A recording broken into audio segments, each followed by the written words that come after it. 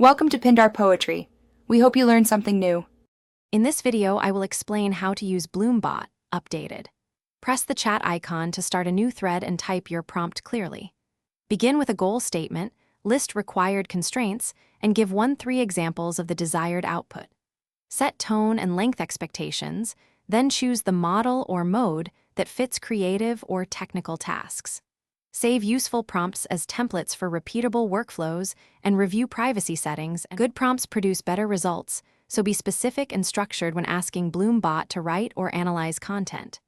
State the task clearly, set the tone, and define length or format requirements. If you need code, data, or citations, request them explicitly and include sample inputs. Use follow-up questions to refine unclear or partial answers, and keep iterations short so the bot can adapt quickly to your feedback and needs. Explore advanced features to get more from Bloombot, like system messages that set global behavior and safety controls. Create templates with variables for common workflows and automate repetitive prompts. Connect integrations or API keys to pull data, run analyses, or push results to other apps. Monitor usage and costs, test different models for speed versus quality trade-offs, and use the refine loop to polish outputs until they match your exact.